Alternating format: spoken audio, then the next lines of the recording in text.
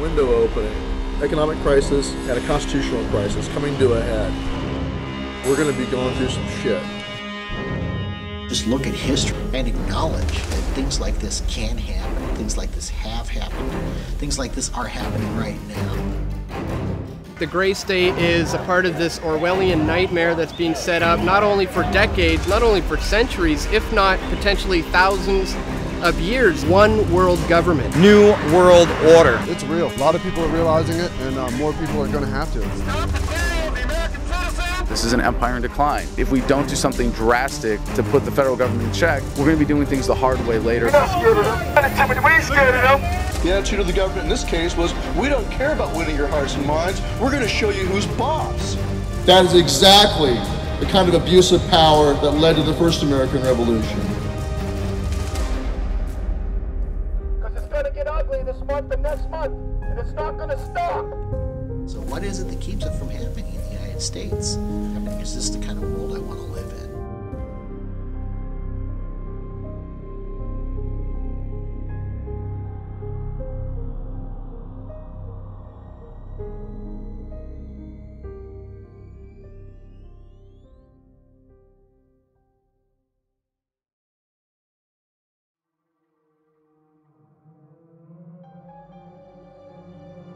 The only thing that makes the government different from any other organization is the government has the ability to compel people to do things via force. And we're seeing it as that, and we're moving past it. We're evolving past it because we want to create better worlds for our children. Every generation does, and we're simply seeing the next way to do that. And in that sense, the libertarian message isn't, statism is bad and government is evil, and you guys are all sheep who need to wake up. It's, hey, let's improve the information in the market and show you that you're better off without this system of violence.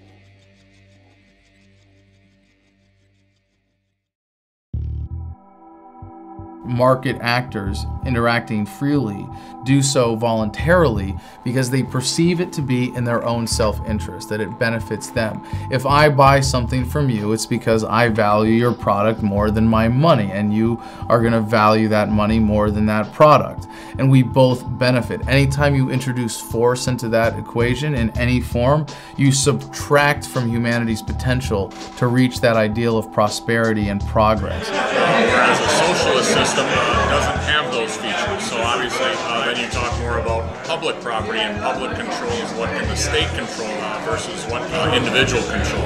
Economic freedom is taken away to some degree because the state controls things like healthcare. Now the state has to control what you put into your body because you'd obviously be creating a negative externality if you would choose to smoke or drink or whatever. You're now costing the overall public that money. It used to be we had a savings-based economy under an honest monetary system where you couldn't create money and credit out of thin air. If you couldn't afford it, you didn't buy it. This was not poverty, this was responsibility. People look at the old days and they think, before the Federal Reserve, they think, oh, we don't ever return to that, those are the horse and buggy days. These are technological issues. These are not issues regarding the economy. These are things that would have come about by virtue of our dynamic creative spirit that exists on greater and lesser levels in each and every one of us. It's a simple fact of the superiority of using persuasion to get people to do what you want to do, as opposed to saying, well, I'm scared and I don't trust you and I'm going to just have someone with government put a gun to your head and do what I want you to do. When people give money to Bill Gates or Sam Walton or any of these people, he's not taking it from them. They're getting something in return. They're getting a service, they're getting a product. There is an organization out there that does take the money from you, and that's the government.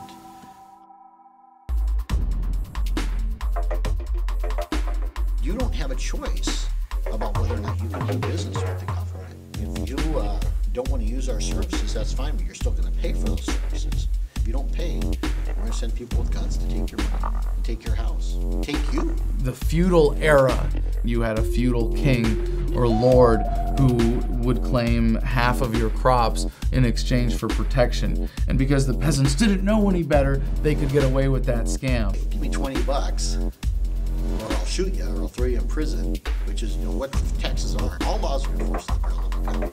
the facade of statism has to include them throwing us a lot of bones. A farmer will provide health care for his livestock in the same way that a government wants to keep the tax cows healthy and productive. Bribe us with our own money, taxes, and then they take that money and they push it back out. What they hope we don't notice is they take that money from us in the first place. Without the income tax, America historically became the wealthiest country on earth because it goes back to the benefits of a savings-based economy where you're able to accumulate savings and you're not forced to turn it over to a governing authority to redistribute as it sees fit. Understand that your income tax is a farce. The 16th Amendment of the United States was never properly ratified by Congress. People today believe that taxation is absolutely necessary. Like Winston Churchill said, it's the penalty for living in a civil society.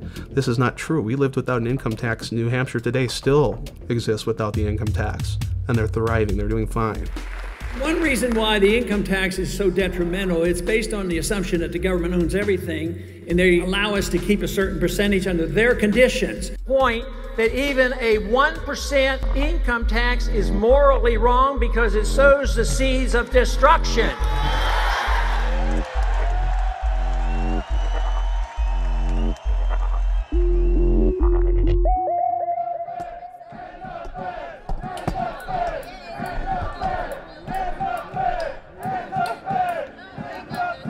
The gray state is a symptom of the step backwards of statism that we're experiencing right now. 2 steps forward, 1 step backwards is the course of human progress. And I can look back and say, well, we started the major step backward in 1913 that was the Federal Reserve. The Federal Reserve legislation was drafted on an island, really called Jekyll Island. All these bankers, the heads of JP Morgan and the other large banks at the time got together on this island, secretly drafted the legislation and all that stuff.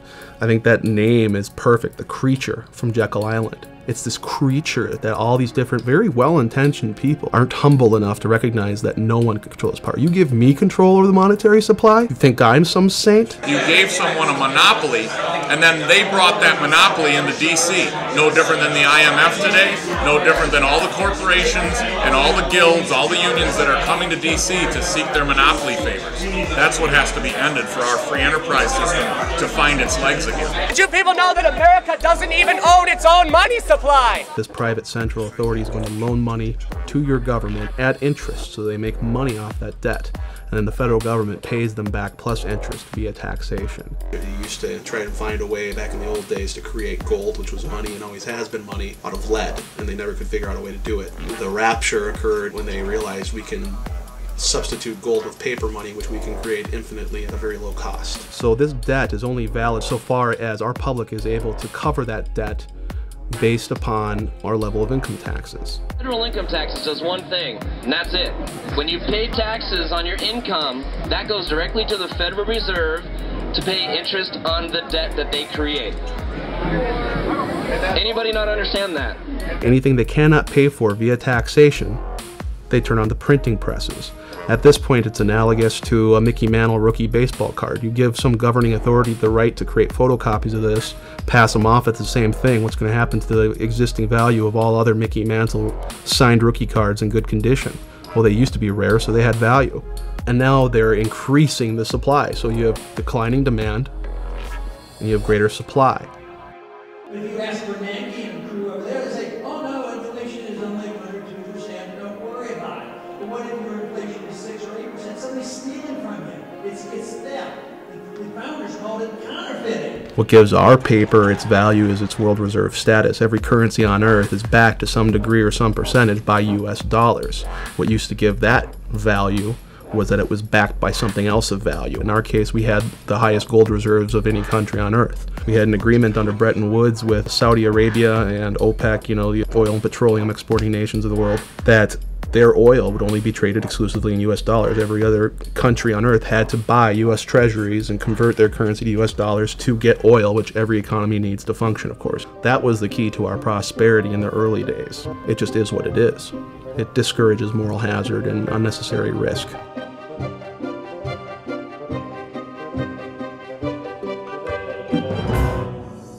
Since the 1970s, we did not have the ability to cover our debts via taxation. It's not popular to raise taxes. You're not going to vote for the politician who does that because that gets old.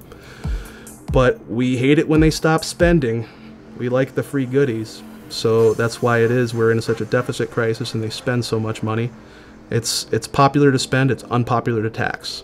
So what do? We have the Federal Reserve paper it over. The problem is Congress, the federal bureaucracy, and the military bureaucracies. And remember what runs those things: cash. When you fly into Ronald Reagan National Airport, as you're getting ready to land, if you look towards the Washington Monument, you will see this enormous mountain of cash. The problem with that mountain of cash is it's a magnet for all the wrong people. Everybody in the Beltway exists to get their hands on some of that cash.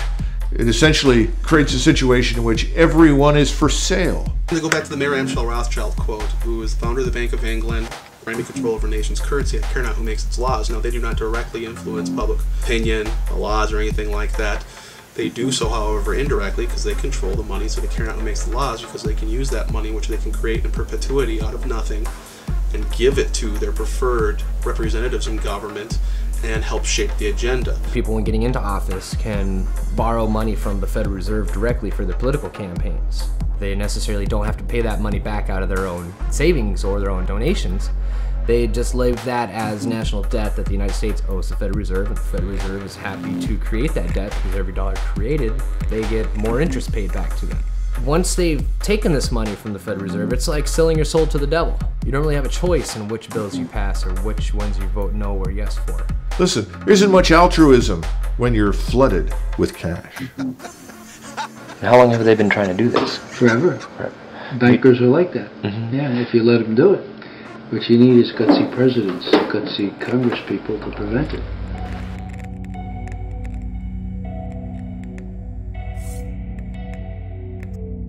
As humans, we're designed to worry about the next tribe coming over and attacking our clan. And men are designed to look out towards the horizon and see threats. But we only see military threats or criminal threats or thugs.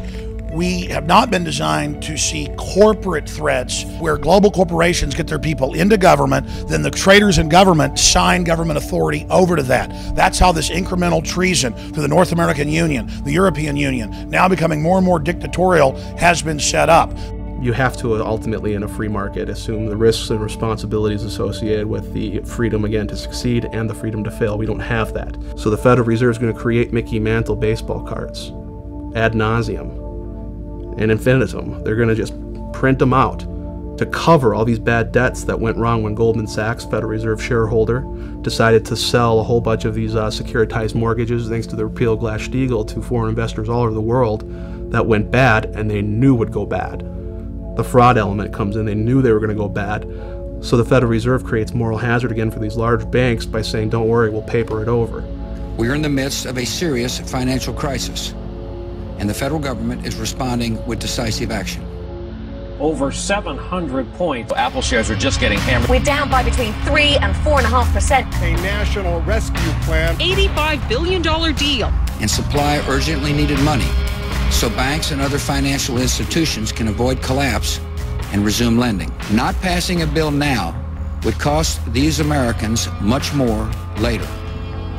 And every time they manufacture a depression in the marketplace, they receive a bailout. Smaller competitors do not, so they can buy up the assets, again, the things of tangible, actual value from the productive people in the economy, and they're confiscating it on pennies on the dollar, because when you're liquidating in a Chapter 11 bankruptcy situation, you're going to take whatever you can get. Then Goldman Sachs, JP Morgan, Bank of America can swoop in, take control of all those assets. They didn't produce anything. They didn't make anyone's life better, but they're rolling in the dough, aren't they? The primary problems here is that there is an absolute unification of money and power and government, and you need to try, for the sake of sanity and liberty, to try and prize those things apart, because at the moment they are one. In the Roman period, they used to talk about bread and circuses as entertainment for quote-unquote the mob. It's not quite that obvious, but the truth is everybody gets to drive a better car, everybody gets to live in a nicer home, and what we really want people to do is go to the mall and shop and be entertained. They've been very successful in turning the body of the American population into sedated consumers. Well, you can only sedate the consumer so long. When the consumer runs out of his ability to consume, when he suddenly wakes up and recognizes that what he thought he had, he doesn't, the money he thought he had is gone, the wealth he was promised is vanished, That's when the game is up.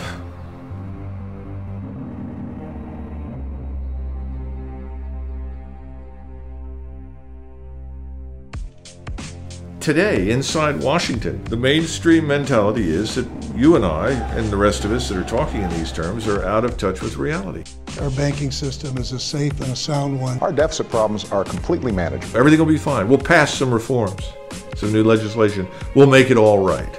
Part of the scam of government by printing money, by borrowing money. We don't have to tax people directly.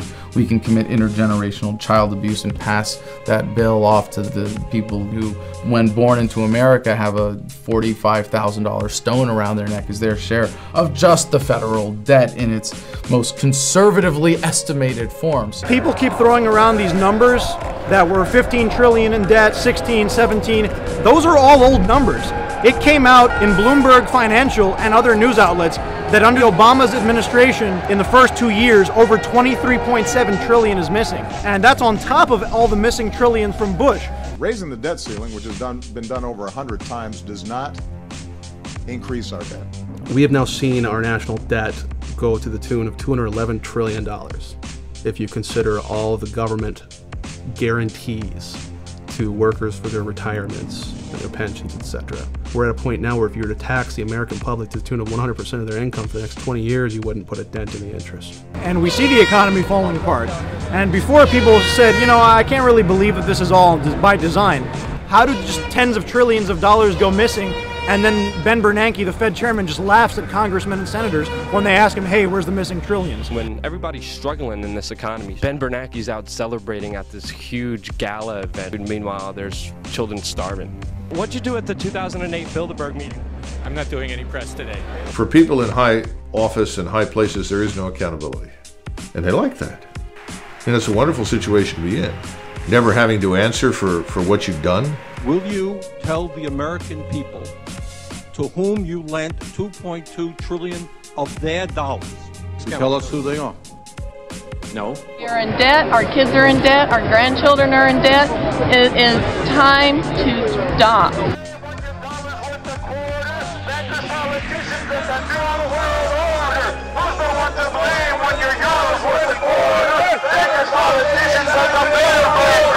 And if I recall, back in 2009, I think it was, they said that people with incomes are a threat to their agenda. It seems to me that they want to make sure that the people don't have any money to fight back. The thing that my baseball coach as a child taught me the most is that in life you are going to lose. Okay? I have a society of winners, then who's going to pick up the trash? Yeah. Who's going to flip the burgers? Who's, you know, there's not that many college students in the world, right? And I work every day for family and generations after me. I just don't know what their lives are going to be like. You know, that's my biggest fear, is what are we all going to pay for 50 years from now? Our deficits are to such a degree that when you cannot cover it via taxation, no one's willing to loan you money anymore. And that's what we've been doing. We've been borrowing our way to financial prosperity from foreign central banks. And they won't lend to us anymore because they know mathematically we cannot pay it back via taxation. Bottom line, that's what this is about. They're just creating money, they're devaluing it, and there's no alternative. The direction we're going in right now is debt and dependency. You understand the principles of the debt super cycle, and eventually that super cycle comes to an end. The U.S. Treasury bond is the largest bubble out there, bigger than the credit card and the education bubble. It's several times bigger, and they're going to discover this unfortunate fact very painfully. And what happens then in times of economic crises is you go back to the world reserve currency. You buy up U.S. Treasury bills because it's a store of value. They can dump that on our market at any time. Create overnight hyperinflation. It means all commerce shuts down. America and its best friend in the Gulf may be in for a difficult breakup. The Saudi Prince Bandar bin Sultan said there will be, quote, a major shift away from the U.S. Well, if you know that in 6 months your dollars are going to lose 20% of the value, you're not going to save them, which is what we depend upon. You're sure as hell not going to back your currency by them. You're going to buy shit up while the buying's good. You see it now. You got China out buying up infrastructure all over the United States, Russia doing the same thing. So they're taking these worthless US dollars and they're buying up this country. And then there'll be a flight to safety in commodities, gold, silver, etc., to save what you have left. So essentially, at some point, All of the world's banks are going to dump dollars, and those dollars are going to start chasing goods and services. And as the means of production becomes more and more handicapped by government intervention, more and more regulation, less people are going to invest. The whole thing falls apart. The news, you see this is happening right now. The smartest minds in the world are saying these bonds are cooked. We've had it. The rally is over. The long-awaited bond apocalypse is happening. So, what is real wealth? Is it in a paper currency again? No, that's just paper. It's kindling, it's something to write on, it's something to wipe your backside with. What does that paper get you? Goods and services. What does a bank confiscate? Do they come after your paper? No, they come after your house.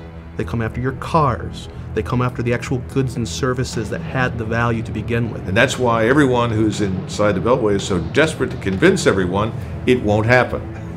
Because there is no way to avoid it anymore. The economy is going to be okay.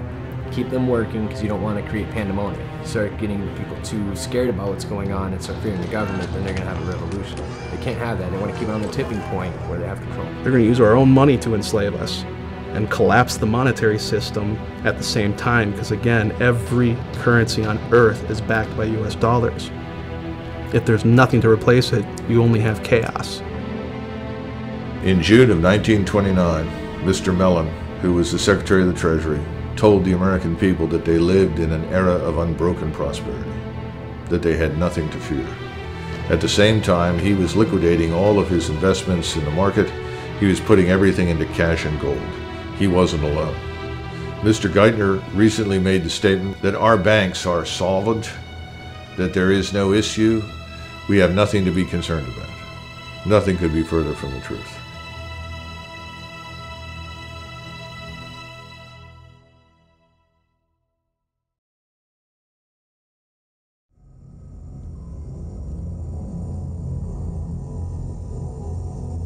The whole idea about conditioning the kids is the idea of creating a new generation that thinks differently than the previous generation. Teaching the kids that they should think a certain way, or they should feel a certain way, or they should vote a certain way.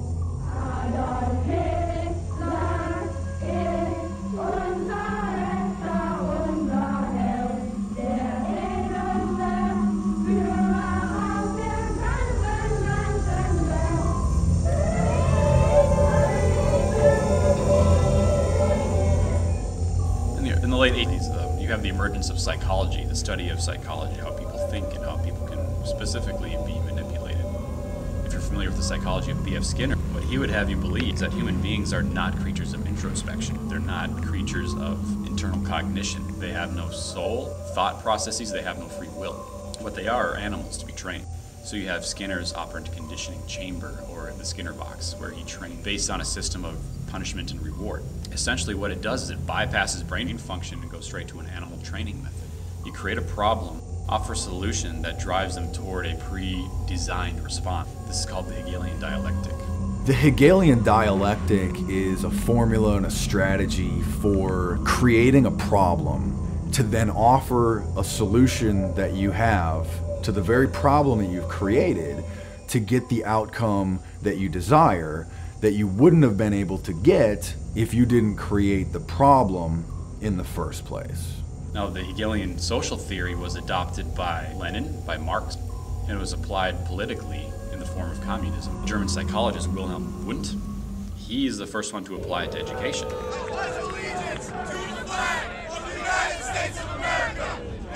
The American education system is a combination of Hegelian social theory and experimental psychology. And that's the whole idea behind working with the kids. It's this concept of in loco parentis, that the school is the parents when the parents are not there. Most people are too busy working the 9 to 5, and now that 9 to 5 is turning into 9 to 9 to be able to just survive, crippling the amount of time we have to transfer knowledge and information to our children our young. So by making sure both parents are away from the children at work, they can guarantee that the social environment of school, preschool, daycare is going to be able to give the children the knowledge that they want to. So what you have is the degradation of the individual, you have the promotion of the state, and you have the elimination of the middle class. Now, under this operant conditioning from Skinner, the only thing you learn is how not to get punished and how to achieve your reward. You're not going to come away from this system thinking, I'm going to stand up for something because it's right. You're going to do it because there's either reward or consequence involved. They're being trained to enter the workforce as a valueless cog in the state. Won't somebody please think of the children? I'm a product of the public school system. Nobody ever taught me anything. I mean, I think we read the Declaration of Independence in the 5th grade, possibly. But I think the school systems are designed to keep people uninformed and to not understand the scope of their rights and where they come from. I think the powers that be would ultimately love everyone to believe that their rights come from the state. Developing them to not question authority. We're developing them to be entitled, that the government will take care of them from cradle to grave. These efforts have been pretty successful.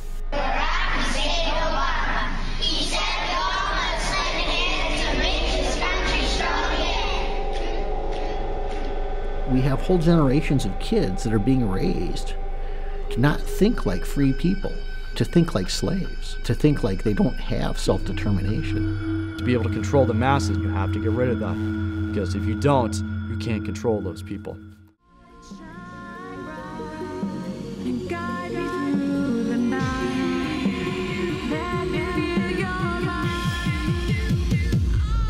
Hello, New York!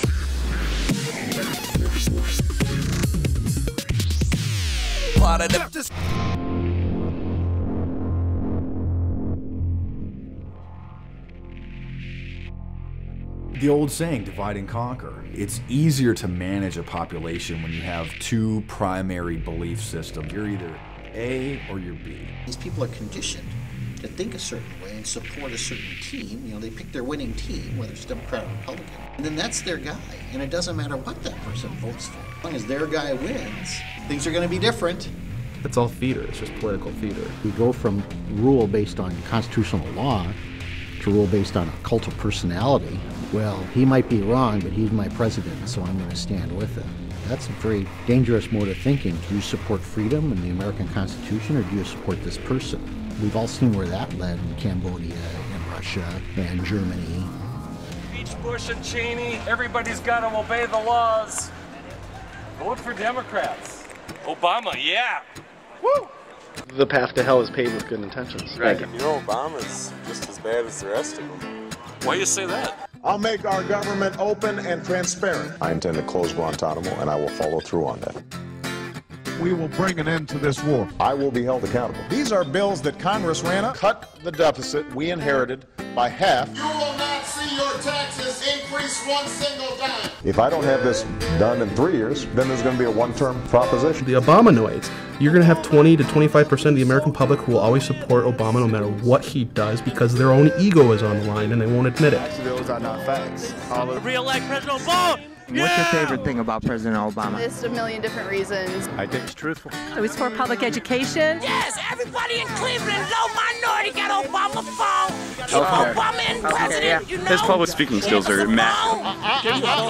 So smart, he's funny, You sign up here, you on full steps, you on Social Security, you got low income, you disability. I have a question. Okay, what's He just know what to do. Romney, he sucks. I can give you 100 reasons. Give me three.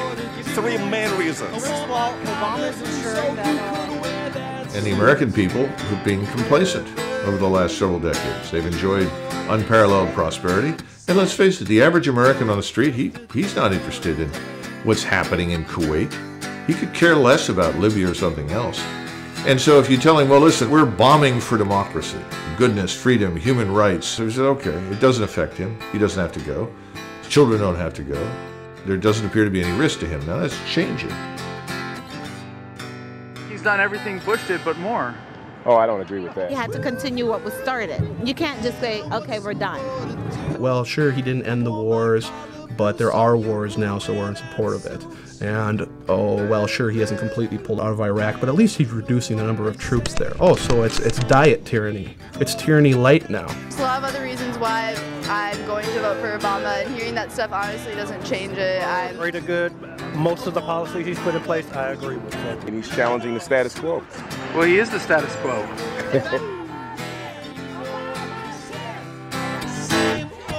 Obama's going to take us forward. I pledge to be a servant to our president and all mankind, because together we can, together we are, and together we will be the change that we seek. I know people who have destroyed relationships with their families when they realize that their neocon uncle and their liberal cousin weren't just well-intentioned, that they were creating a justification for coercive government and ideology, that they were externalizing their own desires to control others, and that was reflected in those relationships. But if that's the case, those weren't healthy relationships to begin with. I want nonviolence. Yes, I want so do universal I. nonviolence. No, you don't. You're an Obama supporter. Do you think he wants to go kill people with drone strikes? Well, then that's why what he wants to do? He orders it done, so I would assume. All right, so. you're out of your mind. After a certain point, there's no more deniability. They can't say, "Oh, I didn't know," or "I didn't understand." As humans, each of us have a worldview, and that worldview is usually formed in great part by the culture we grow up in. When we hear information that contradicts our worldview, social psychologists call the resulting insecurity cognitive dissonance. When your beliefs are challenged, fear and anxiety are created. Denial, which is probably the most primitive psychological defense, is the one most likely to kick in. Accept propaganda from their government that if it came from the Soviet Union they would have laughed at. But it comes from the Pentagon and they get down and worship. They go around looking for ways to defend the propaganda.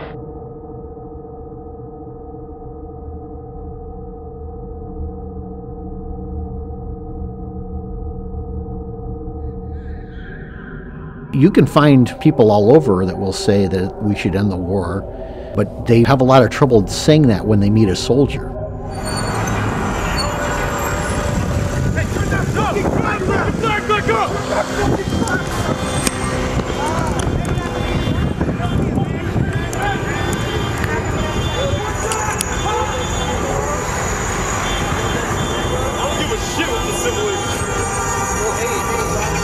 Fucking country, that's bullshit!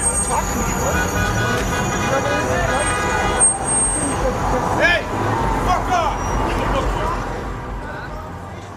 The bravado of the current U.S. military forces, it's definitely about psychological conditioning. It's the idea that when life and death is on the line, you cannot afford to believe anything but the fact that you are the biggest, baddest force on the face of the earth.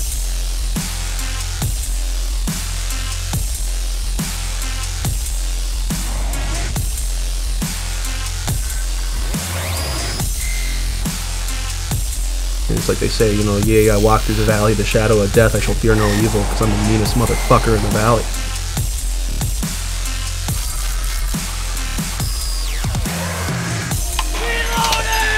It's like a big video game that I can watch on my TV. And isn't it cool to see all the US flags all over?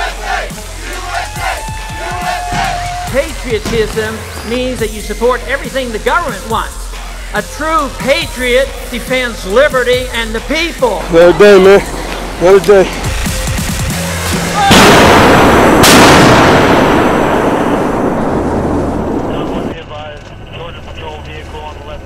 So we condition them and we convince them that their cause is just and that their enemy is subhuman and not worthy of living.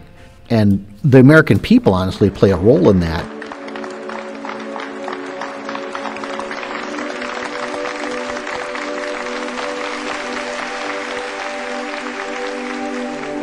Brave soldiers have come from a combat zone defending our freedoms. Let's give them a round of applause. Who wouldn't buy into that, really? I'm given tax breaks for being a veteran. I'm given discounts on my car insurance. I can go to the commissary, you know, tax-free groceries. I get all the benefits I could ever want in the military. Why would I question that? Honestly, as a vet, it's gotten to the point now where it's so insincere when you meet people and they say, oh, thank you for your service. It's like, you know, what do you know about my service? What do you know about what I've gone through and what I've been through? They don't realize the bigger pieces of the grand chessboard that is at play. And right now you guys are in a shooting war with people who are supposedly such a threat to our liberties. We have to demonize liberty in this country now because it could result in a nuclear, biological, or chemical attack by a bunch of people who don't even have an air force. They don't have political cohesiveness in these regions of the world. They don't have cultural cohesiveness. You've got all these different Muslim sects that hate each other and can't get along, and we're supposed to believe that if we're too free in this country, we'll be exposed to an attack from these elements.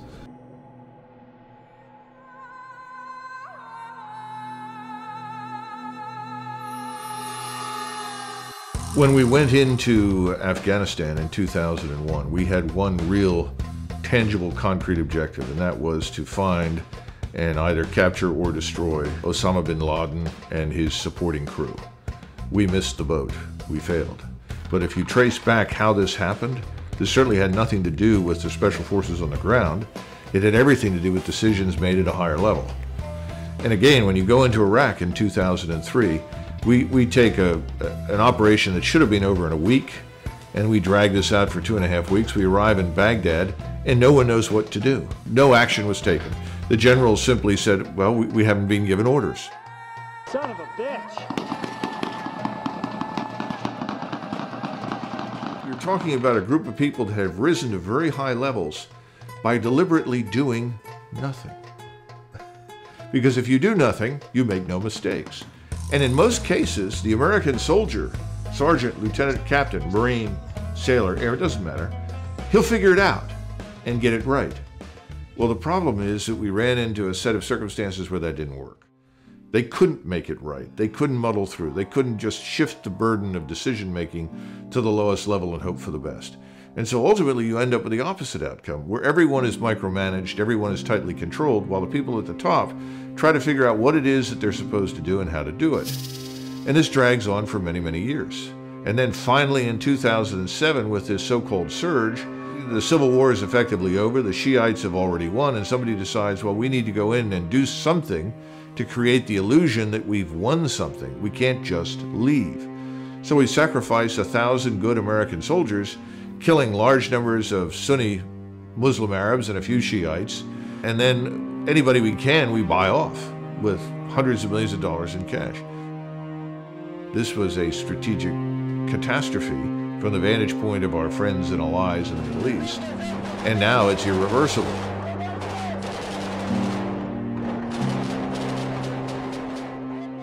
So we pump these soldiers full of experimental vaccines. We send them out with, the equipment made by the lowest bidder into these combat zones. We have soldiers who are coming home, they look at all this, and they say, well, it seems like that was wrong, but how could I admit that that was wrong because I was a part of it?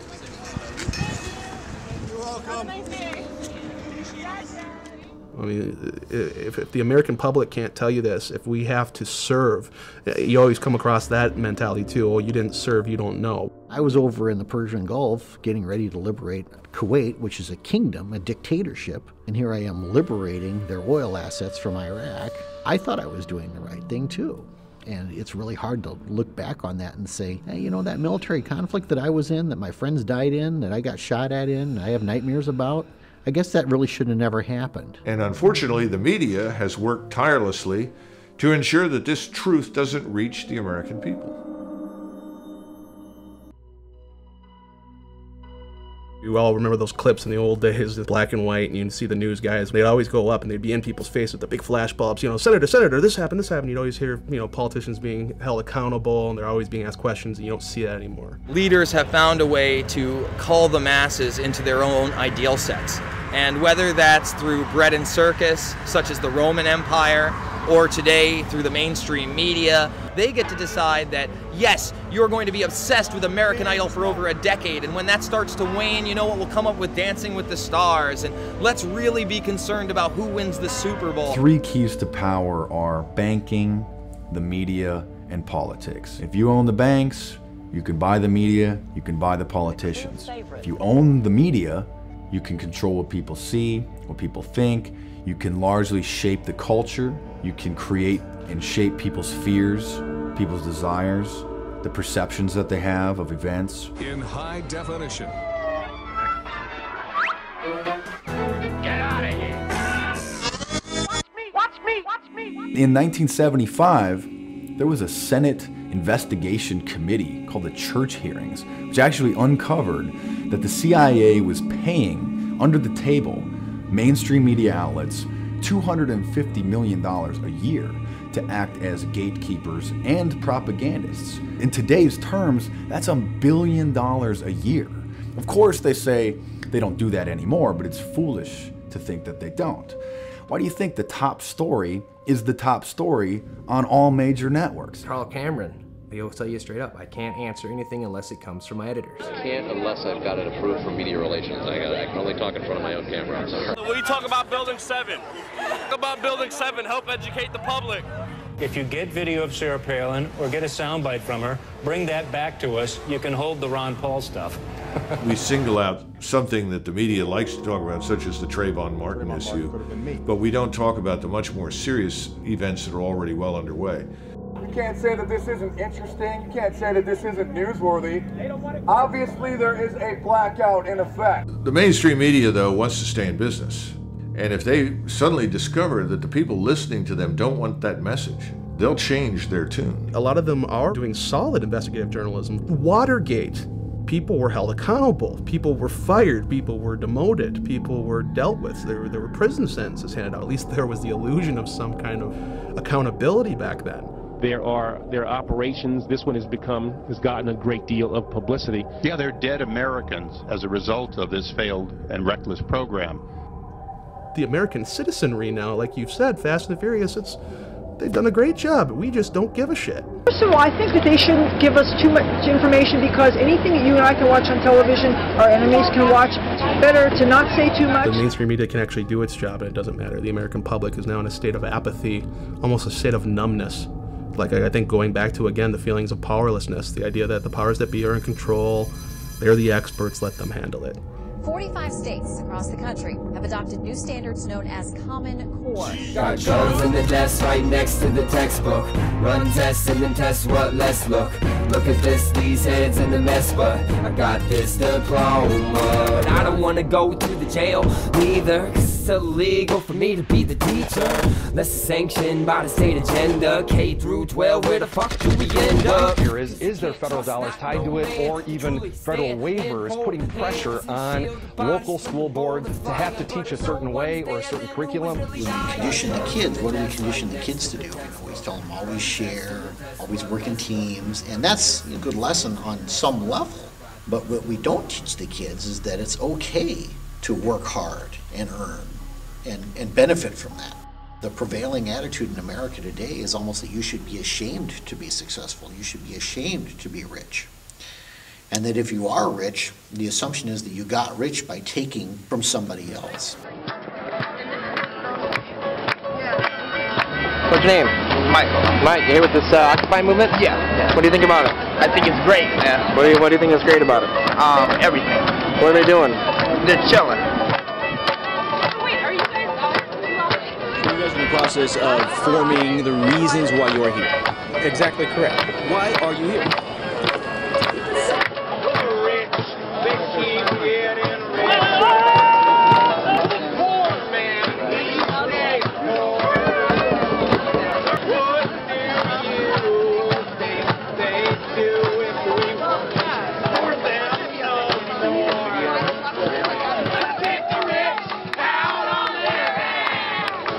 My interpretation is a lot of people have had some hard bumps in life that want things to be free, more entitlements. We have to ask a couple of basic questions. The first basic question, what should the role of government be? Should the role of government be there to run the entitlement system?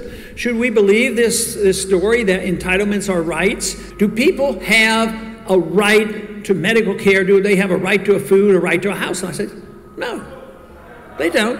They have a right to their life. They have a right to their liberty. If they had a right to keep their property, then they would be able to afford it. When government does it, they end up not getting anything. The lie that's at the core of collectivism is that this is all for the collective. That it's all for the good of the collective. Once they get you to swallow that lie, any other lie they tell in service of that is not a lie. And a lot of the people out there in activism are embracing big government. They think that big government should be used for our benefit, that they can use it for our benefit. And the argument being, again, that you can't. That kind of control of central power. It's too much control for any one group. I'm a warrior for the middle class. I do think at a certain point you've made enough money. They're saying that if you have more personal wealth than we think is necessary, and we're going to give it to people that don't have any personal wealth. Have the moral high ground and say that we are going to take care of the poor. What do? welfareism and inflationism and socialism, they produce the poor. It's not in the best interest of the people that run welfare programs to get people off welfare. Their funding is based on the number of clients that they have. Well, if they get a client off welfare, they get a client a job, then they lose that client, they lose that client's money. Because you've got to remember, it's a skimming game. For every dollar that goes to a person on welfare, $10 is used to support that system. All these entitlement programs, they'll go on forever if you let them, because they will encourage people to become entitled. Well, I can work for minimum wage, or I can just quit my job and go on welfare if I have kids. Welfare is a better deal because I still get the money and I don't have to work. We have cultivated this large underclass that has made itself dependent upon government, and government has encouraged that. The ruling elite love to create a nanny state because then you'll go along with their plan. You're not going to bite the hand that feeds you. We have historically been a bottom-up society. We're not a top-down society. You can't make someone equal economically to someone else by giving them something. Are you going to hear Mr. Obama talk in those terms? No, Mr. Obama says everyone gets everything for nothing in perpetuity. Don't worry, we'll print money. You can all be permanently dependent upon us, and that's a good thing. Honestly, it's almost like slavery. If you don't have the means to earn money to support yourself, then you're going to be dependent on the government for food, for clothing, for shelter, for everything you need to stay alive. Because after all, look up the definition in the dictionary of slavery. It's ultimately boiled down to one word: dependence. If you are dependent upon anything other than yourself to provide for yourself, you are a slave. The idea of self-reliance is gone. The idea of independence and individual freedom, the respect for private property, all of these things is gone. No. We can confiscate wealth from people that create it and give it to those who have none, and that will fix things. We've transferred $16 trillion in wealth since 1965 to the so-called underclass. The only thing the underclass has done is get bigger. We become dependent on the government for our basic needs. The next step is we lose our personal freedoms, because then starvation becomes a weapon. Now, if the food stops, if the free services stop, and I think that could easily happen, because I think this whole giant federal edifice could go under, then you're going to have problems in many of these urban areas. In fact, you've already got them in the form of these flash mobs that are moving in and out of stores and essentially overwhelming the people that are there. So this has already begun. It's just not covered in the media. We don't talk about it. But today we think too much of the wealth and believe that government provides this, rather than understanding that wealth and prosperity comes from freedom and productivity and not from the government. When we had a freer market and sounder money and limited government, the middle class in this country was the largest middle class in the history of the world, and it was the wealthiest middle class in the world. I think there should be some changes. We should learn from what happened at Sandy Hook. I feel really bad. That's how change happens.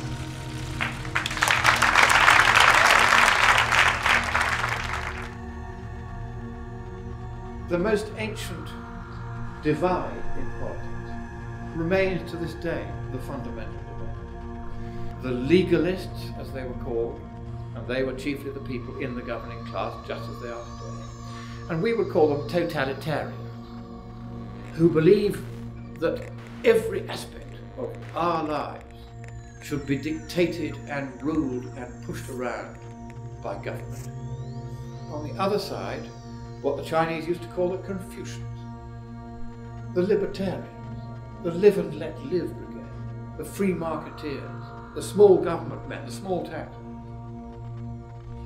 Us. Instead of a political continuum being a line from left to right, it was really a circle. And that all political systems had to be judged by the amount of bodies that they stacked up.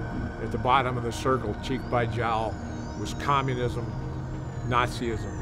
Moving up the scale, you had socialism, fascism, all of the various collectivisms that subordinate the individual. And at the top was the constitutional republic of the United States. Free men, free markets, rule of law, ordered liberty. Obviously, there's not been justice for, minorities and such in this country. We all know that. But given that we at least tried with the concepts of liberty, it worked out pretty well. Our government's supposed to be, well, first of all, transparent, but also should be doing our will. They're just our representatives. And we respect the Constitution, nor do they respect the will of the people. They presume that they're that they're somehow, you know, the appointed elite believe they were born with spurs on their feet, and the rest of us were born with saddles on our backs to be ridden. This is the attitude they have. It's really kind of modern royalty. It's perfectly expressed in, you know, we are the board, you will surrender to us. They presume up front that they have the right to direct you because of this larger idea that, oh, by the way, only serves their interest. That's the big lie of collectivism, because it isn't even about collective. It's about personal power of the people who direct the collective. They hate the idea that ordinary smelly people should be allowed to have a say, when government should, in their view, be in the hands of the great and the good who deserve to exercise it. A new aristocracy of blackguards.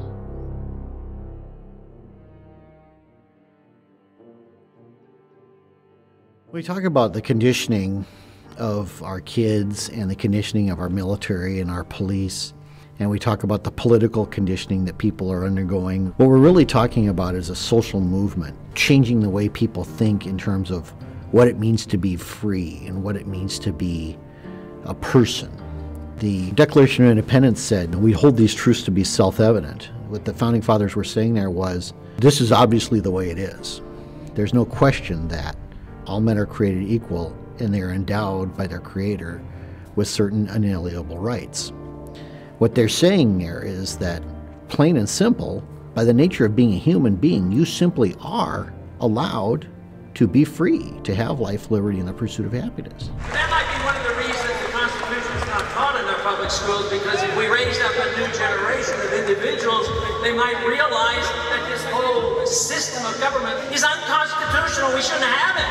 This document is the only thing that's going to save us, and if Barack Obama refuses to follow it, as he has demonstrated time and time again, nothing's going to change, folks. If you live under a dictatorship, a communistic dictatorship, of course you're not going to love it. You know, nobody loves it. Right. They didn't let people leave. Right, yeah. They killed people. They literally shot and killed people who try to leave Poland. Capitalism, people prosper. Socialism, people die. Millions. No. You know, lady, I was born in USSR. I lived there for 29 years. Really? Dead. And this is one of the mass murderers. Che Guevara, he's a mass murderer. No, you don't think so. You don't think so. You're an exile. Really? You're one of the rich people they threw out of the country because you were robbing the people. Yeah, good luck with that. Good used luck to give with you cards, like stamps, like food stamps. And you used to go in the store and you had no choice of what to buy. And they always tell me, you know, you're spoiled. You get all these gifts for Christmas. Right. For Christmas, we got meat. The individual matters not a thing. That's why they define peace as the silence, imprisonment, or death of their enemies. And to believe anything else is to deny a reading of human history. They would grow wheat, they'd grow corn, and then they would turn it all into the collective, and they expected to get something back. Well, the quotas were too high, they didn't get anything back. So you literally had people growing their own food, turning over to the government, and then starving to death. You have rationing of food in any controlled economy. They reduced the people to utter dependency, and that's how the Soviet Union had their way with people for decades. People died. Thousands of people died. My dad, put his whole life on the line to come here because he saw it as a beacon of freedom. He saw it the complete opposite of what he was living under in Poland. That was his major goal, is to get away where I could have an opportunity to live my life in freedom and not be ruled by, you know, the elites. Ultimately, I grew disaffected from communism, first because of the revelations of the killing fields in Southeast Asia. I had cheered when Vietnam and Cambodia and Laos fell. And then the revelations started coming out about massacres of innocents. This is evil. This is evil as the Nazis. Gee, there's a revelation. You know? I mean, they called them National Socialists for a reason, and they were socialists. The nice thing about being an ex-communist, and you sort of get this along with the shame of it. And it is a shame. It's, you know, there's not a day goes by that if I think of that period, I don't feel Benedict Arnold looking over my shoulder. And all ex-communists are that way, because we realize how wrong we were. But that's why we make the best anti-communists because we know all the lies. We've got to make sure that those lies don't triumph. We've got to make sure that we atone for what we did back when we were the liars. After the revolution, all these guys who helped the revolution wound up being victims of Stalin because they had torn down any protections of the individual. They were gone. So if you're a hard right-winger, if you're a hard left-winger, if you've participated in the Hegelian dialectic, you've served your purpose. You're what they call the useful idiot. They don't care about you once you have fulfilled your role for them. Once you are no longer useful to them, they just cast you aside. And we've seen this in every war that's been fought in this country. You demoralize the force, and ultimately you drive the best people out. And the people that you're left with are staying there because they may not have any alternative. They may be injured, badly wounded, psychologically traumatized. They may need medical attention. Well, there are all sorts of reasons, but my point is, tell the soldier, hopefully, the truth.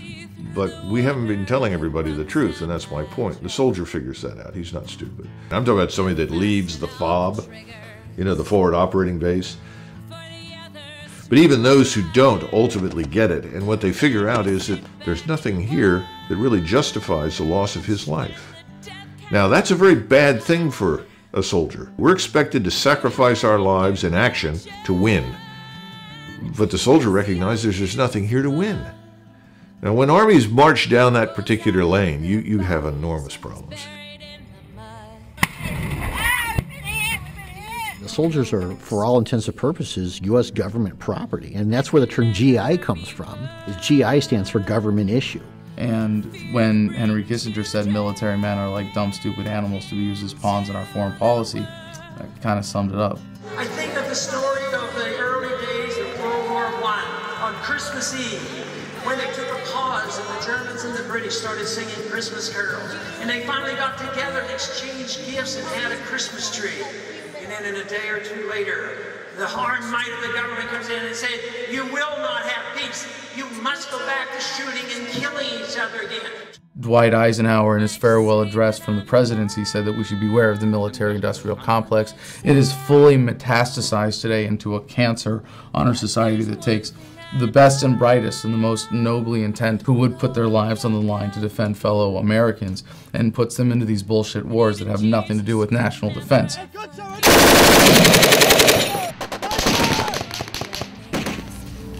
Took a couple casualties. You hear about people being battle tested. This one tested the voice.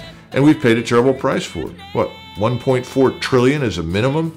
That doesn't even begin to address the massive consequences and the damage we've done to ourselves.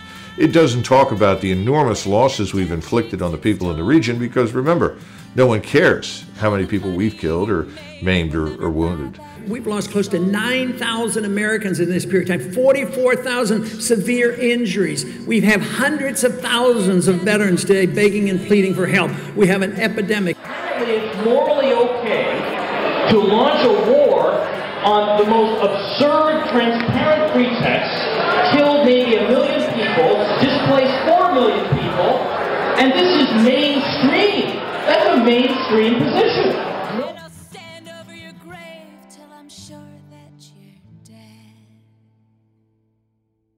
As a result of this work and cooperation with allies and partners, the world is more stable than it was 5 years ago. People forget that when you hear these numbers, you can't possibly conceive that millions have been killed in the war in Iraq, for example, because we're such a compassionate military force. People forgetting statistics don't always account for the birth defects and miscarriages.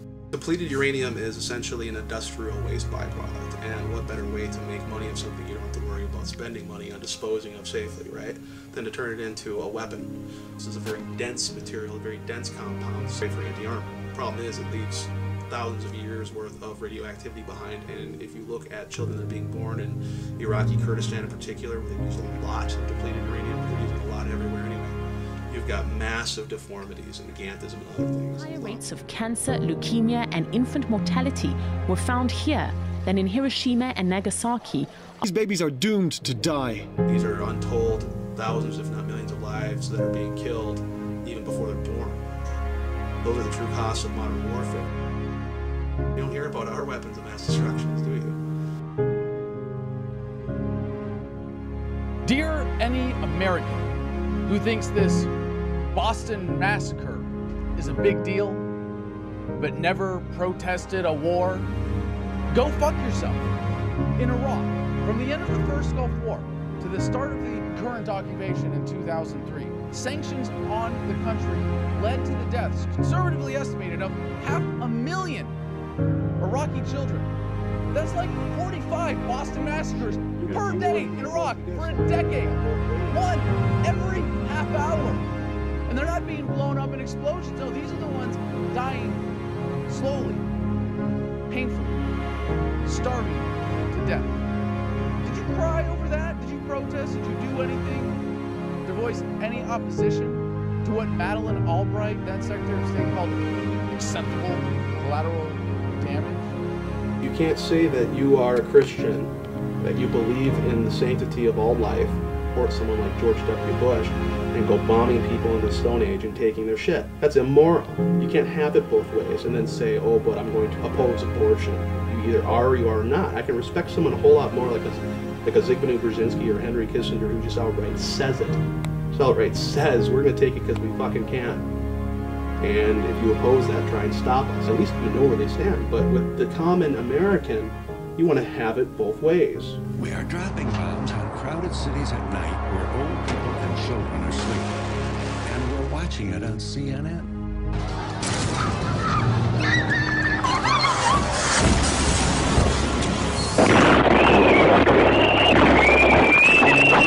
What are we doing with all these wars? How are we safer?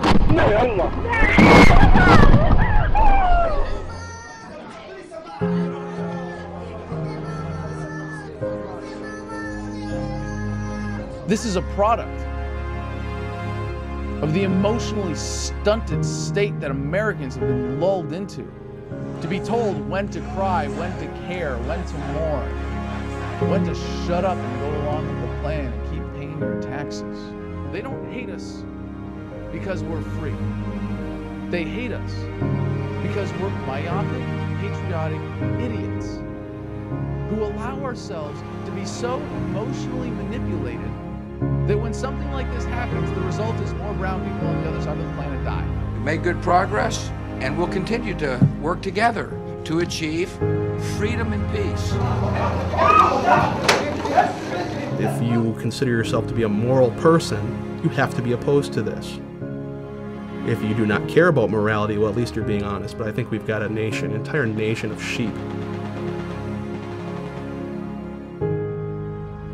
Our enemies are not 7,000 miles from home. They sit in boardrooms. They are not the men and women who are standing on this police line. They are the millionaires and billionaires who control this planet, and we've had enough of it. I will not be a part of that anymore. These medals don't mean anything to me, and they can have them back. And I choose human life over war, militarism, and imperialism. You are deluded, and your delusion is dangerous, and it is getting people killed. And your attitude, your tribalism, your personal identity, because you choose you want to be an American before you want to be a human being, it's disgusting. I'm sorry to all of you. I'm sorry. Yeah, you're right, I didn't serve. You're the one serving.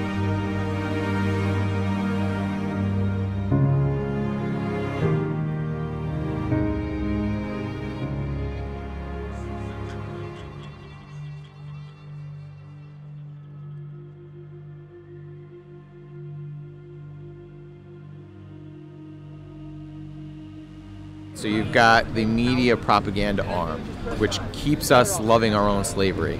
Then you've got the financial system, which keeps us dependent on them. Then you've got the police state to keep physical control over us. They're pulling you over and they're giving you tickets for not the breaking of laws, but statute infractions. Statutes are just basically designed as hidden taxes on the public. It's just a way to generate revenue. I mean, thank you for swearing to the oath of the Constitution, sir, but this is a statute violation, which is an Admiral Maritime Law, which is... That again? Maritime Law, right? Which is like a sea-bound ordinance. Basically, when you see the gold feathers on the flag, it means you're stepping into a courtroom that's run by Admiral Maritime Law, which is in violation of the common law, which is the constitutional law. But basically entering into that courtroom, you're agreeing to go before a banker instead of a judge, so that way they levy fines and judgments against you. Now, is this what we're going with? I mean, No, but this is the reality. This is the truth. We're seeing if it'll get us anywhere. Right. You want a Ron Paul sticker?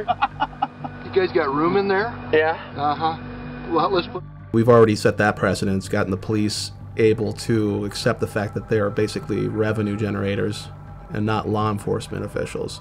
This country, again, was founded on the principles of the rule of law rather than the rule of a class of people or a rule of an oligarchy. It's the idea of it's a concept. It's just an idea that they are not beholden to an individual but to the rule of law. I will instruct the jury on what the law is. I object. You are not a judge. You are an executive administrator. Okay. The U.S. Supreme Court ruled there are no judicial courts in America. There has not been since 1789. Judges do not enforce statutes and codes. Executive administrators enforce statutes and codes. All right, we're done. Now remember what I said before about government programs. The welfare programs are not designed to get people off welfare. They're designed to keep people on welfare and recruit new people to be on welfare. Well, internment programs are not designed to keep people from being interred. 2.2 million people in prison, and they say this is the most free country in the world. All it comes down to, if we want to intern someone, is just making a rule, a law, that they violate, punishable by internment. The government doesn't have any control over law-abiding people. But if you make enough things illegal, and you make the law difficult to comply with, then you get to the point where you can create criminals. Martha Stewart, her stock trading was ruled by the court to be a legal act. But they sent her to prison anyway because she lied about it. I mean, she went to prison because she said she didn't commit a crime. But that's federal law. That's what we've created. We got pages and pages and pages of arbitrary laws. 2/3 of our prison industrial complex is filled with nonviolent, small-time drug possession offenders. Law enforcement agencies get money to fund drug operations.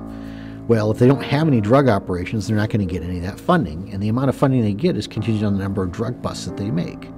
So what's the incentive there? Is it to reduce drugs in their community? Absolutely not. The incentive is to increase the amount of drug busts they get and push their stats up and then get more funding. It's like, folks, this is billions and billions of dollars of your money being spent on financing a drug cartel. That's shipping literally tons of heroin, coke, you name it, into across our borders. Same people who are financing that are putting you in jail if you dare to touch one of those drugs. I'm not advocating drug use. I'm just saying they're going to throw you in jail for consuming the drugs that they make billions of dollars in profit off of. Thousands of police officers out there have been convinced that marijuana is the most insidious, horrible drug on the planet. People are using it. Doctors are prescribing it. And yet our federal government still maintains that it's somehow an insidious, dangerous substance that people need to go to prison for 100 years if they're caught with a certain amount of. They're arresting someone with an ounce of marijuana in their pocket and sending them to prison for 5 years and saying, there's nothing wrong with this because they told me that this drug is a threat to my way of life. We've created a class of citizen that can be interred in this country. Any one of us could wind up being moved into that little box based on some new law.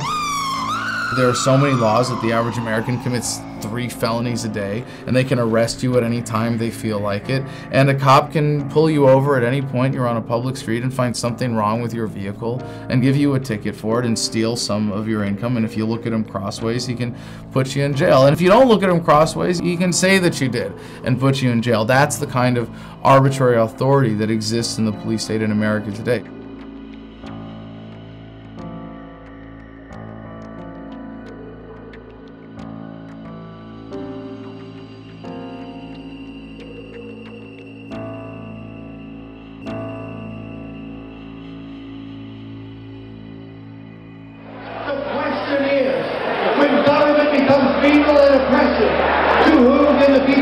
For peace, safety, and freedom.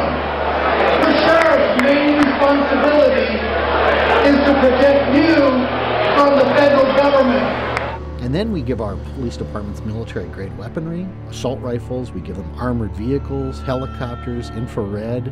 This is what we woke up to this morning. Men with machine guns coming towards us. We see a giant arms race against the American people, but not just here in the United States. Worldwide, governments are massively increasing their spending for domestic control with a standardized police state that they've developed in third world countries that they've invaded and taken over. Close your window, go back inside your house. State police forces that, at the thought of cooperating with Homeland Security and the feds, completely turning the whole concept of government on its head by saying that the federal government is here to protect us, when really the founding fathers designed the government to protect us from growth of government. Ronald Reagan said the closest thing to eternal life is a government agency, and it's true, because once you give them the funding to do things with, at best, a warped system of accountability, they're going to take that power and trust it in them to keep their own paychecks going, not by serving people, but by serving that twisted system of approval for that funding.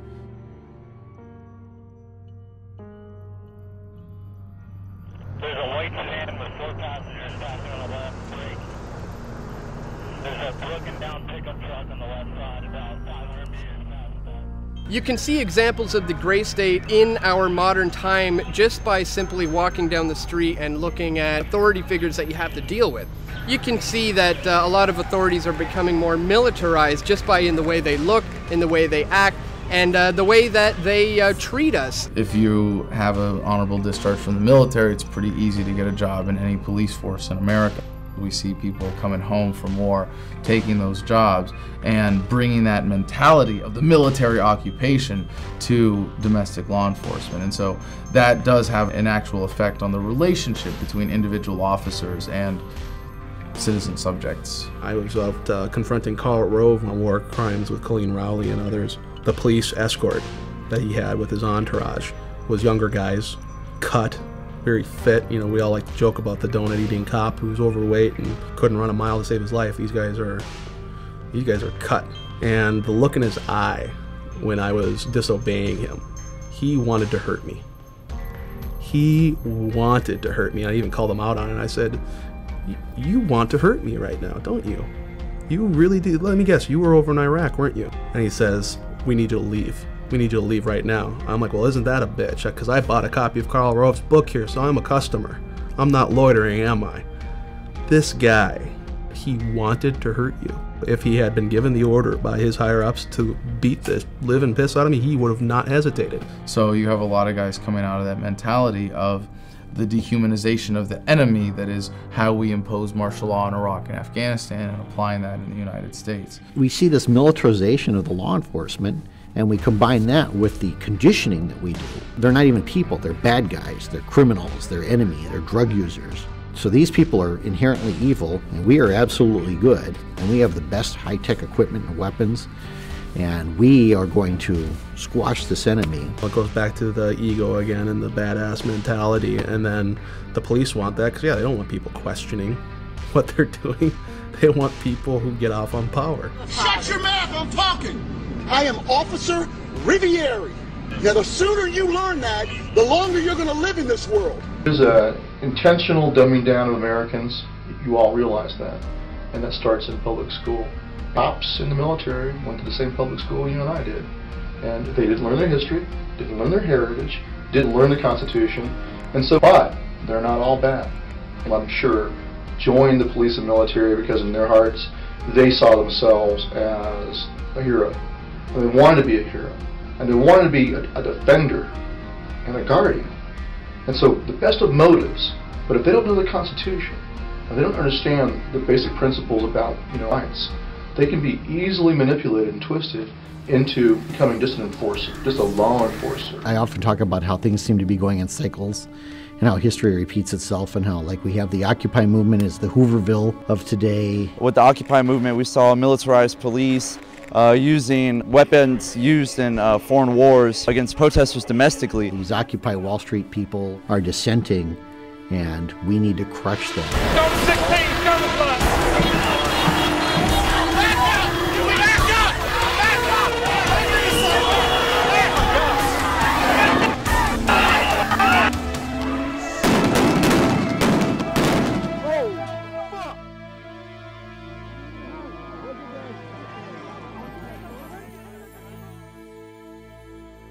and you saw rows and rows and rows of militarized police, and they assemble and put their shields together and start beating their shields. Thump. It's psychological. It's designed to intimidate and create fear. I was just pleading the cops, please don't tear gas us. We're completely peaceful. No one's facilitating any aggression, and they just like tear gassed all of us. Kids in strollers were in their moms, and people were actually trampling each other to try to get out.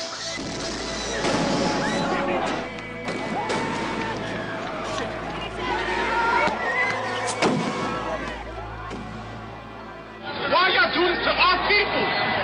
I've been to Iraq 14 months. For my people, you come over here and hurt them. How do you sleep at night? There is no honor in this. They rolled up, no lights on, not even headlights. Walking, and all of a sudden,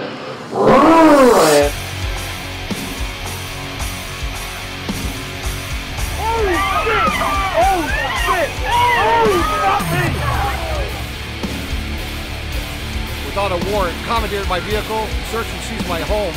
bust out of the car with the guns drawn. Go fucking ground when you see your fucking hands. Don't fucking move. Block. Officers rushed to the car with guns drawn and even rifles out. One fatal shot was fired.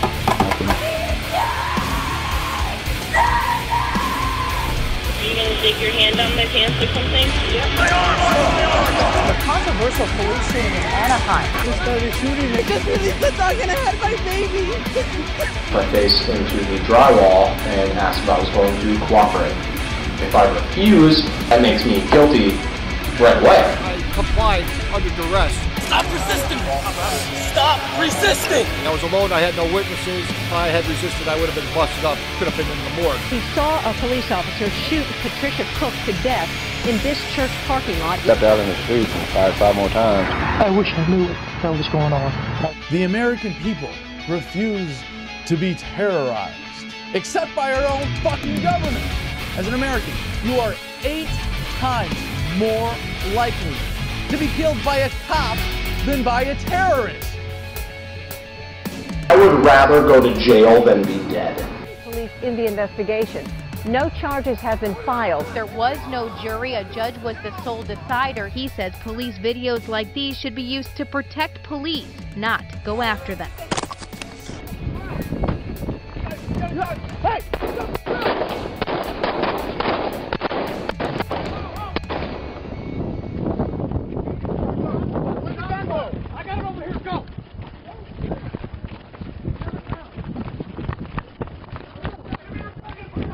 Show me your fucking hands! Show your fucking hands!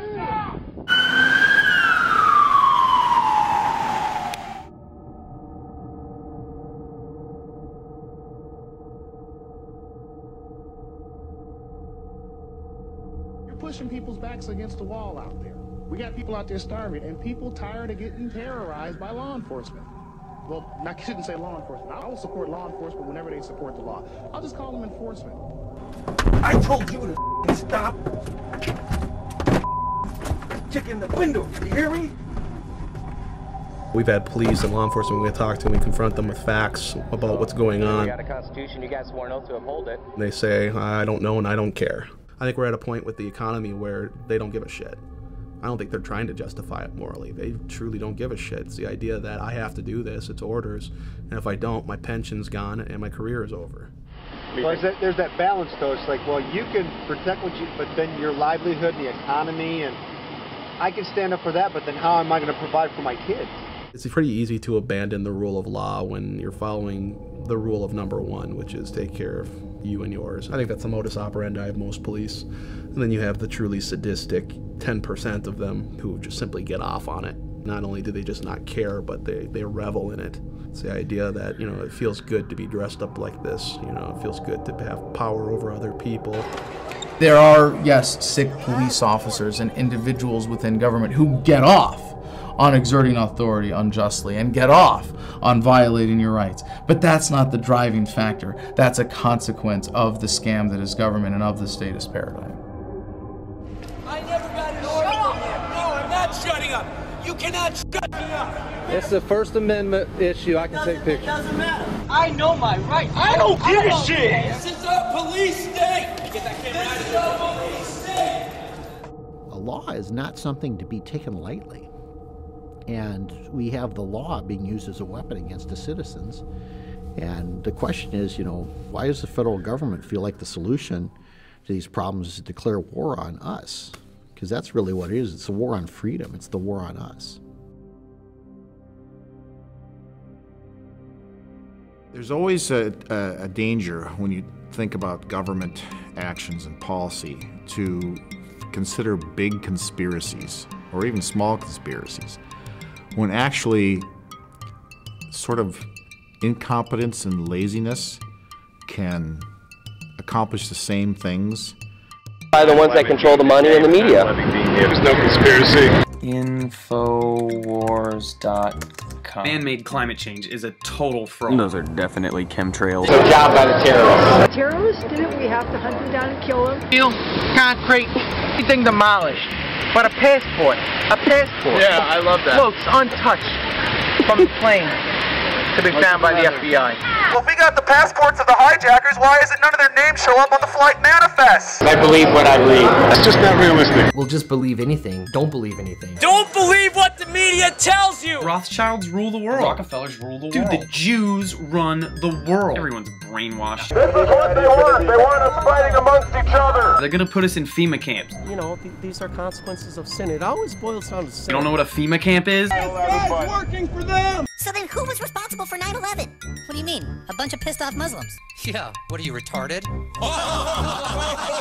Shortly after 9/11, within a week or two, there was a bill brought to the floor that had been floating around the Congress for several years, but it never had enough support and they couldn't get it passed. But after 9/11, they said, now is the time that we'll pass this wonderful bill that's going to protect the people, the Patriot Act. But if they'd have called that repeal the Fourth Amendment Act, maybe it wouldn't have passed so easily. The US is funneling money into tracking systems that are threatening to make the very concept of privacy a thing of the past. It's always the government that says, oh, if you don't have anything to hide, why are you worried about the Patriot Act? Why are you worried about all these spy systems and data mining? But yet it's those same people that hide in private, that meet in secret, under armed guards, that won't disclose what they're doing, but they want to see, hear what we're doing.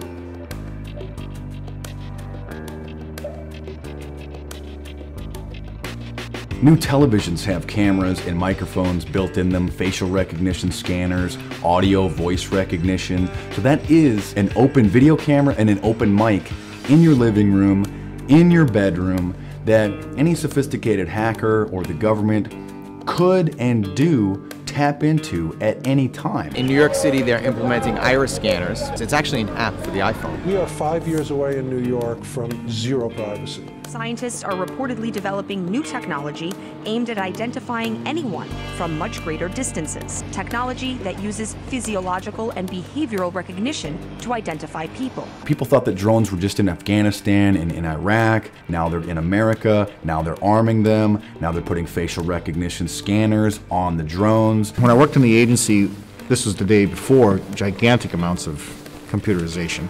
Everyone had a 201 file. Everything we knew about a target would include any comments that people had made about you, anything we'd overheard about you, 5 or 6 files, each 2 or 3 inches thick. The amount of effort it took to go through something like that in paper format meant a good deal of the 20,000 employees in the CIA spent their time doing just that. In today's digital age, when you can go online and get 90% of a person's history just from open source, your life is not your own as far as the government goes. You can't have 100% security and also then have 100% privacy. We're going to have to make some choices. We see the globalists building a giant police state control grid and calling themselves technocrats. A technocrat is a group of dictators who use technology to control people. It can be warrantless wiretaps and warrantless searches on your digital information. There's stuff out there that will suck your hard drive in 10 seconds or less. It's no big deal. A system touted as a national security necessity is being used to build a database where the biometric identity of millions of Americans will be gathered and stored. It is of no dispute that who you're calling, when, how long you're talking, what you're buying, all the stuff that happens on your smart device is being used. Now, at the time, there's no legal oversight as to what these fusion centers, as they're called, there's no oversight as to how they're going to use it, but it's there. So they're fusing databases, which is the concept of a fusion center, from driver's license, criminal databases, social networking they've added to that now. The CIA could care less about all these social media because it's not sort of objective reporting on people. But the people who really care about that are commercial entities.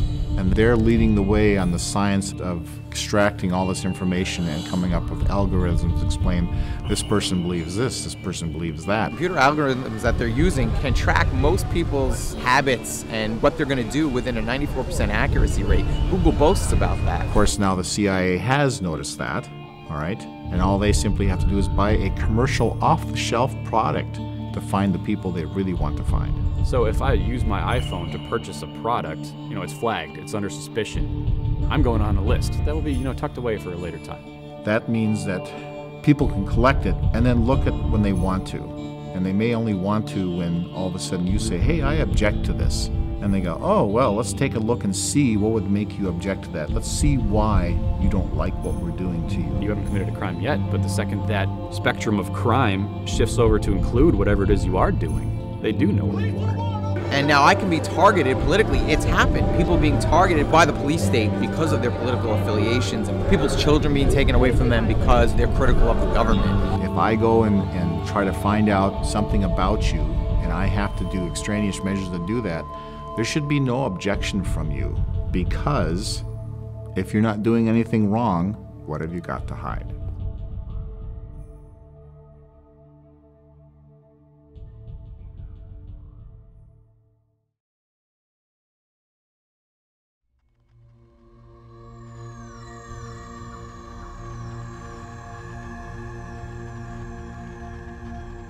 But it's very hard to explain to people who don't get it, because to them it's normal. They think it's just being open, and they live in a world of reality shows. They want their every little thought to be communicated. That's not an Orwellian dystopia, it's a Brave New World dystopia. It's a nightmare, but they don't know it, they're happy. So that's the worst of all, really. Me? Yeah, like what? Everything. Like what? Well, do you ever deposit or withdraw more than $1,000 in your bank account? Yeah. Okay, well, you get reported to the freaking Department of Homeland Security every time you do that. So what? Why should I worry about it? I don't mind Verizon turning over records to the government. I don't think you're talking to terrorists. I know you're not. I know I'm not, so we don't have anything to worry about. For them it's logical. If they want to see me going to the football game, fine, I don't care. But actually they are slightly modifying their behaviour, and they're less free as a result. A lot of people say that they're just like, well, I have nothing to hide, so why should I care? That's not the point. The point is that when you have a tape recorder out on a table, you're not going to say the same things that you would before. You're not going to dissent as much, and that's the real suppression.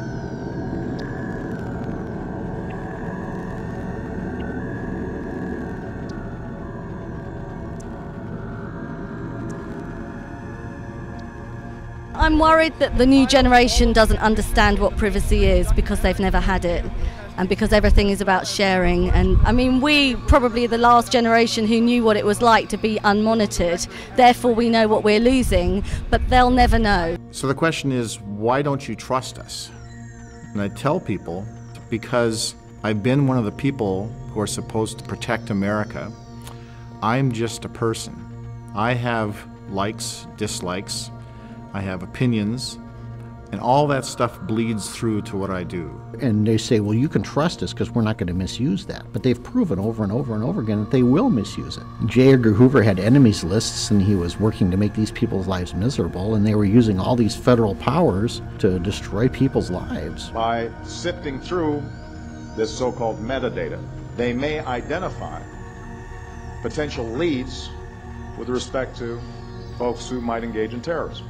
We all know that their definition of terrorism in every government, every dictatorial regime, inevitably starts going to the area of people who criticize what the government's doing. When you become a political target of the gray state, they're going to use anything they can. So they can just look at your Facebook page without a warrant. Now they can use that against you. And I'm convinced there are certain politicians out there that if they could put their political opponents into camps, they would just do it. People say, well, that's ludicrous. No one would ever actually do that. Well, we did it. During World War II, we did it to the Japanese Americans and some German Americans as well. In fact, we even called them concentration camps. England did it in Ireland during what they call the Troubles, euphemistically, where they would intern people at what they called Her Majesty's pleasure. Now we're saying, well, we can do that too. All we have to do is call someone a terrorist and we can lock them up pretty much as long as we want.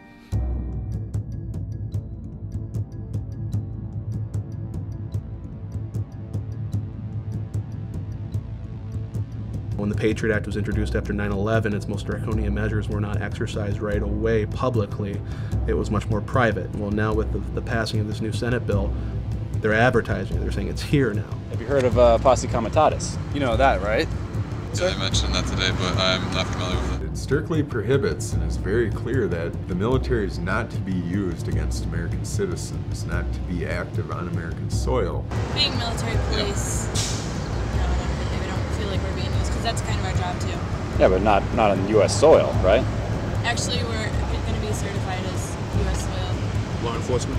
Everything they go through to be certified, we're going to be doing the same thing. It's almost like we'll be going through the academy like they did. Right there. Can you see your hands? Hey, look, you need to relax. Stop. I don't know who you are. You need to, do you have, don't put your hands on your gun. Are you kidding me? Go ahead and turn around for me, sir. I'm not turning around. All right, go ahead, step to your vehicle.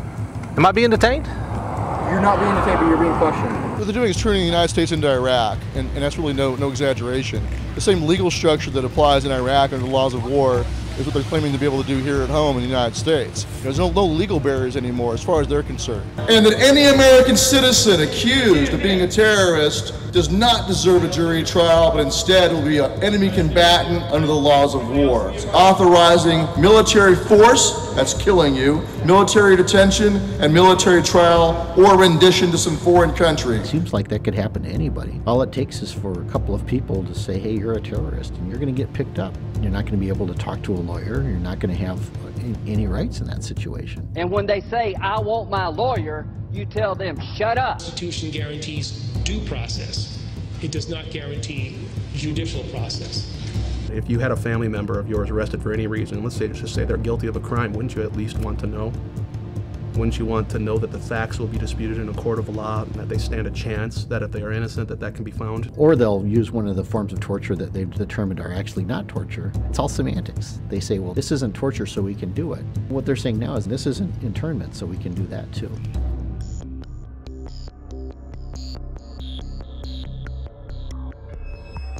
I have two words for you: predator drones. You will never see it coming.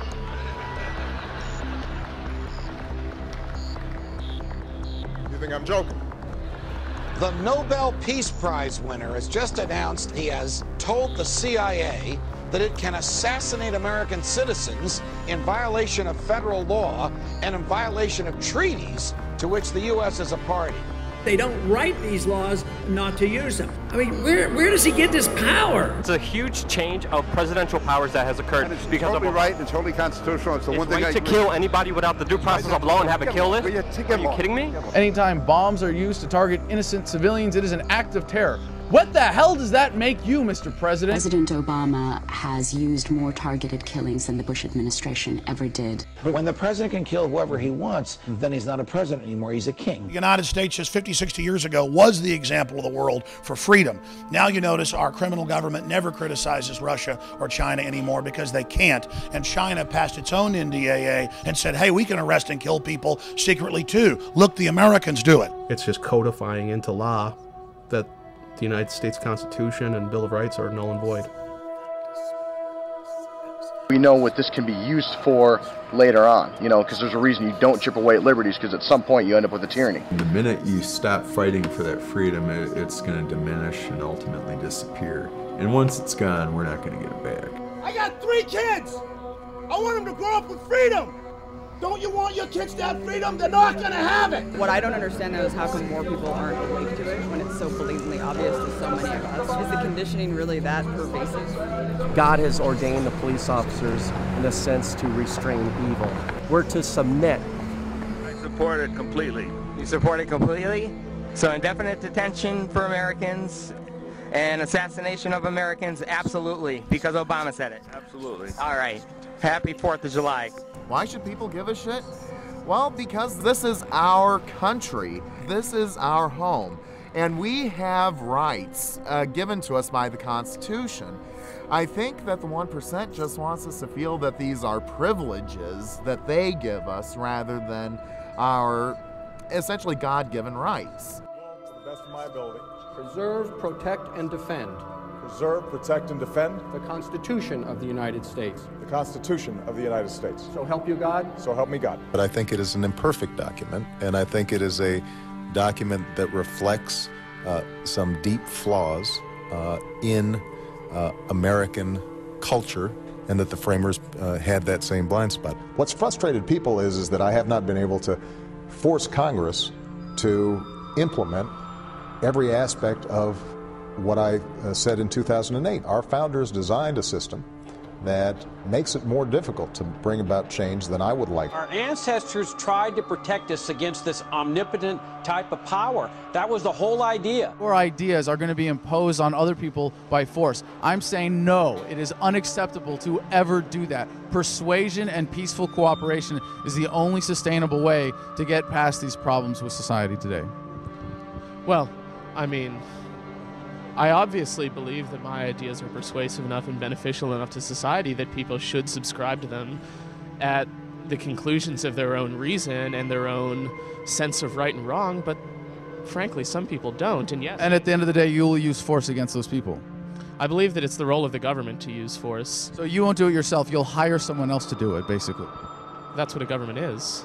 I'm really ready to get Obama in a second term, and I'm really ready for him to really grab his... The reasons people are tempted to do violence, if you look at the psychological underpinning, it's fear, insecurity, and the desire to survive.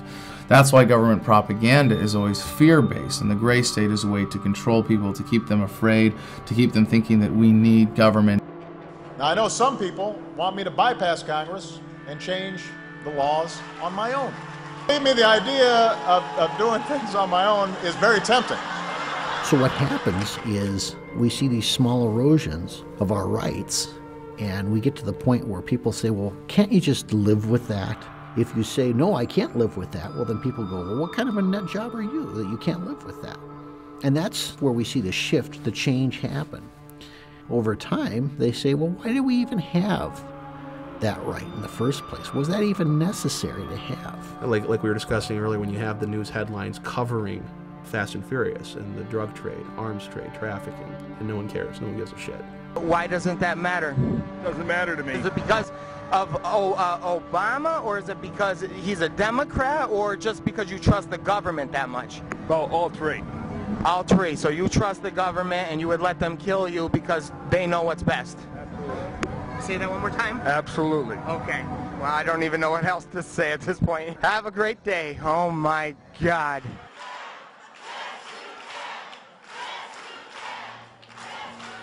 The gray state is inevitable. It's coming. And it's already here.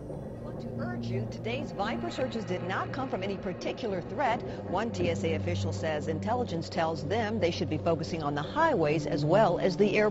The menace of terrorism has mutated. Returning military. Homegrown terrorism is one of my biggest concerns. It's happening in our own backyard. They're recruiting truck drivers into the First Observer Highway Security Program. All have a role to play. Working together, we can all help secure our country. Well, what's suspicious activity? Again, in this sort of Orwellian nightmare we're descending into, people are not engaging in critical thinking skills, so suspicious activity is intentionally vague. Because, hell, to different people, anything's going to be suspicious.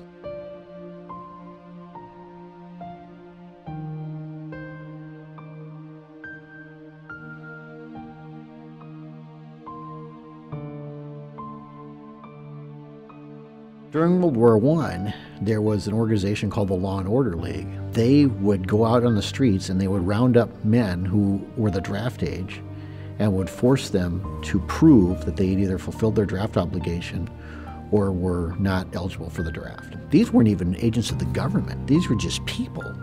These people carried badges, and they had all the authority of the federal government behind them. Yes, we can. Obama speaks on race America. Yes, we can. Have our own dreams and do our communities face your dreams. Yes, we can. We have these pseudo-volunteer organizations now. Yes, Yes, we can. We really haven't defined what their role in all this is either.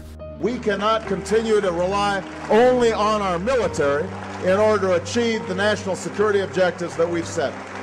We've got to have a civilian national security force that's just as powerful, just as strong, just as well funded. Now we begin to appreciate the magnitude of our opposition. This is not an obsolete single tyrant thousands of miles away who threatens everyone's freedom publicly, but a convoluted mess of legislation and social evolution whose enforcers believe that they are working in the best interest of all and whose ranks are filled by our own friends and neighbors. They say revolutions are won by the 3%, and that may be true. But the gray state, the real gray state, is the 97% who will not have their entitlements threatened by a minority. And at the first sign that these government subsidies will end, will finally act to betray us. People are getting inured or conditioned to accept violence that's not happening to them. And next thing you know, you've got people showing up on your front door saying, it's time to go. We changed the law and now you fit. What we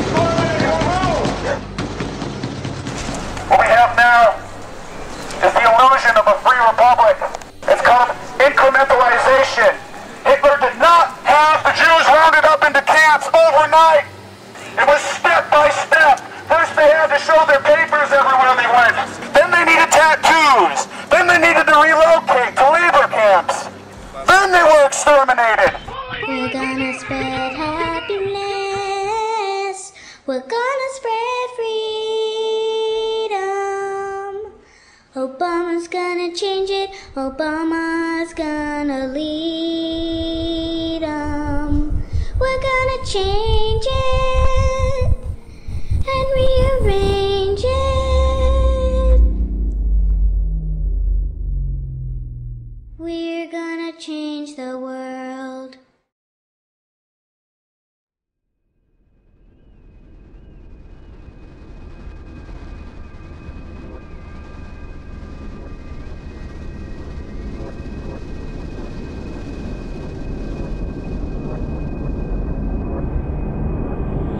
They are prepping for an economic collapse, the likes of which no generation has seen in hundreds of years. This is going to be devastating to every American family. We have printed and borrowed without limitation on a scale that the American people don't know. All of these things are going to come together. It's kind of a perfect storm. We are already in the abyss. Our monetary empire is unfolding before our very eyes. People say, when's it going to happen? When's it going to happen? Motherfucker, it's happening. It's happening right now. It's happening right now. And thanks to Mr. Geithner's influence, we've already shipped trillions of dollars over to the European Central Bank in the hopes that they could postpone this inevitable collapse. We are about to plunge headfirst into the third world, the prosperity you and I grew up with, the cheap access to food, clothing, fuel. Never again.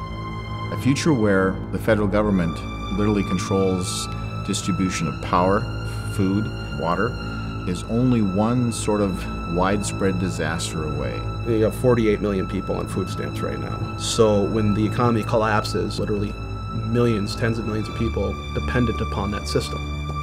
They know nothing else. You look at Hurricane Katrina. They turned the Superdome in New Orleans into a giant FEMA camp, and they didn't get water out there for 5 days. You really think their job is to feed you and protect you? That's not what FEMA exists for. They exist for management, federal emergency management. And there's no better way to manage you than with controlling food. Then they kind of decide who's hungry and who's not. And what you're seeing is the various powers of the world are positioning themselves on this grand chessboard, like Zbigniew Brzezinski of the Obama administration wrote about.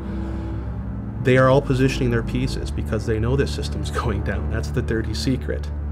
And if you don't know how to farm and produce food for yourself, to sow and reap, harvest, game over.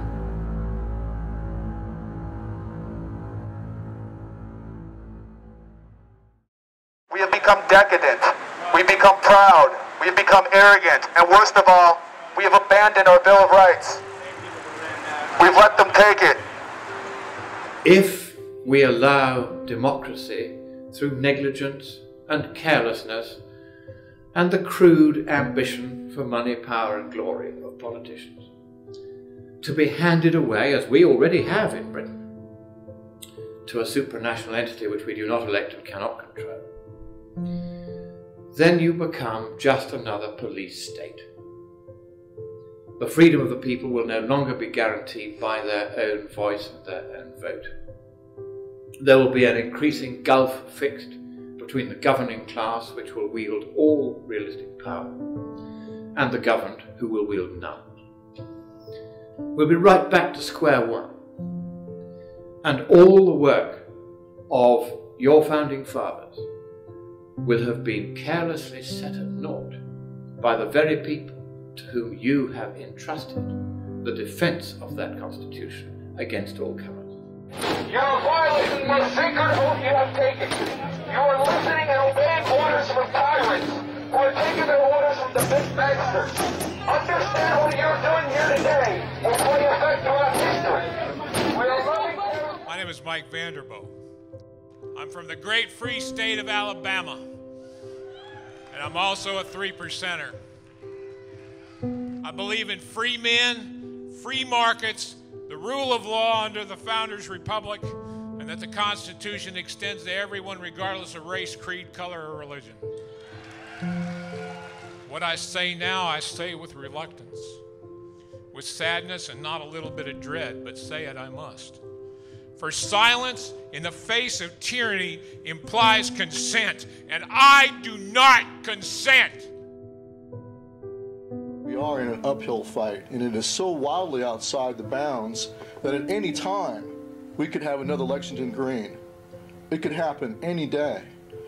It was the presence of military snipers, trained special forces snipers that they knew were on the other side, pointing their sniper rifles at a ranching family. That was the #1 reason why they rolled out, is because our government was treating that ranching family with less respect than they would treat someone in Iraq or Afghanistan, where they're still trying to win the hearts and minds. The attitude of the government in this case was, we don't care about winning your hearts and minds, we're going to show you who's boss. Here comes the boot on the back of your neck. And the message I have for the federal law enforcement that were there, you need to understand how close you were. It was not going to be a Waco where it's going to be you, well-trained professionals, against untrained men, women, children in a church. It was going to be you against other well-trained American fighters.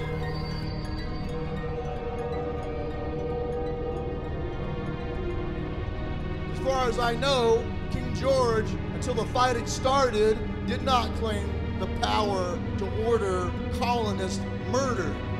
But your president now claims the authority to use drone strikes or anything else against you. It's even worse than what King George claimed the power to do. They're asserting the power to treat you, the American people, exactly the same as an occupied, conquered enemy nation. What is that? It's treason!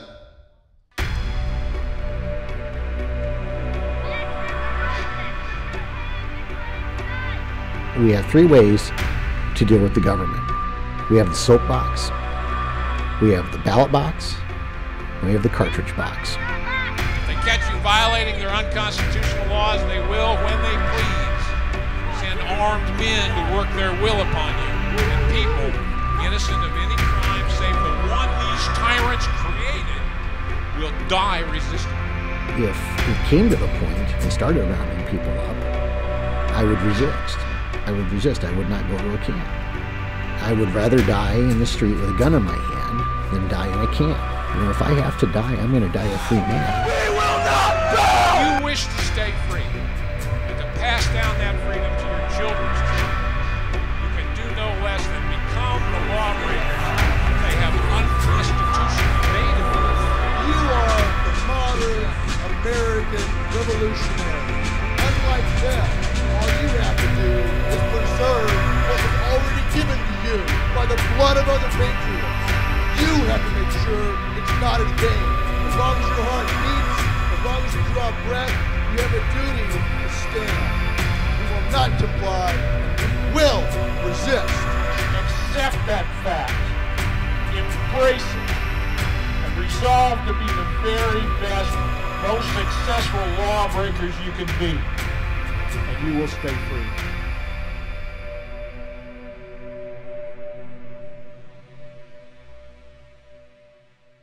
When does the info war turn into the shooting war? For the individuals who are put in circumstances where they're justified doing violence against agents of the state. It already is. For the insurgents in Iraq and Afghanistan defending their home, it is already a shooting war and not an info war. And for people that are directly threatened by the violence of government every day on the streets in the United States, it already is a shooting war.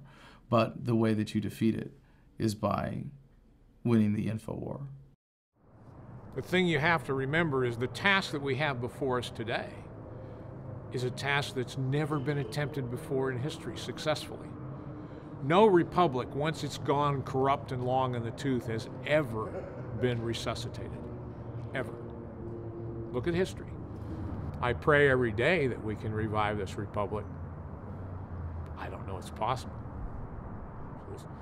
It's up to the determined minority to make it happen, to shape history. I have my doubts. I do. But I know that we have to try.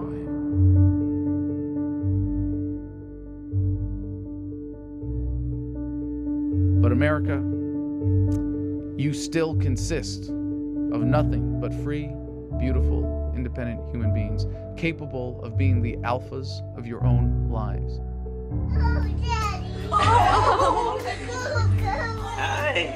We're coming to a point in human history where statism, I think, is coming to an end because people are waking up to its true nature.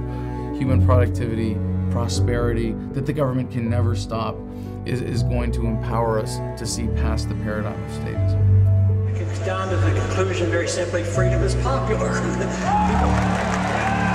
It's not my message, it's a message of America. Zen libertarianism is something that has allowed me to really fully appreciate the epicness of every moment that I am fortunate enough to enjoy on this planet.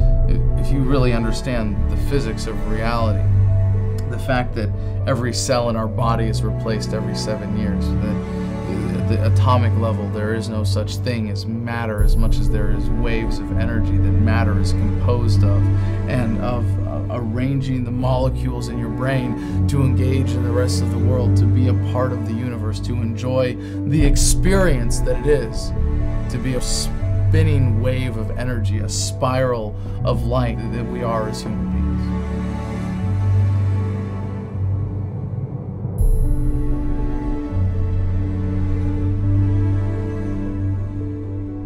It's a message of empowerment. It's a message of celebrating the divinity in every human being, the inalienable rights that we all enjoy. And there is no such thing as government. You can see it for what it is. There's not a police officer, it's just a man in a blue costume with a gun. And the guy in the courtroom isn't a judge who has some superior moral claim to your life. He's just a guy in a black robe.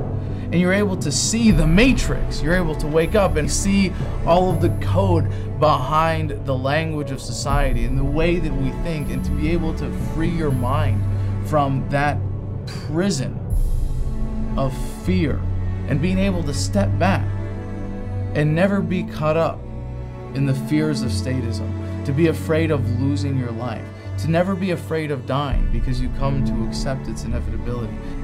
That's Zen libertarianism. We choose to be libertarians because it makes our lives better to embrace the truth. At the end of the day, we all die. We're all going to die. No one gets out of here alive. And so what counts is what we do and who we are. We need to stop trying to wrestle over the government and use the government as a weapon against each other. I'm going to keep rolling. Okay. We need to say, we're not going to use violence to enforce this. We're not going to use force to enforce this. We're going to settle this in a more civilized manner.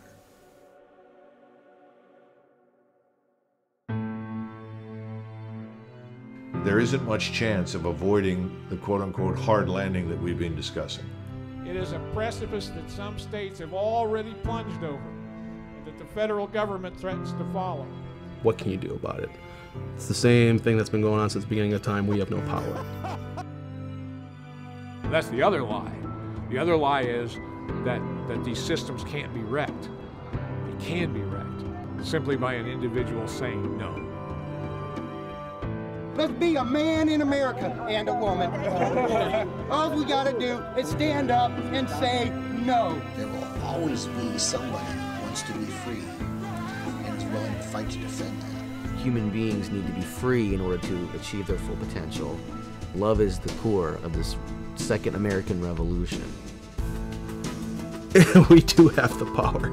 It would be startlingly easy to reverse all of this, is what people do not generally understand. The elites in every case always believe they are invincible, and they never, ever are.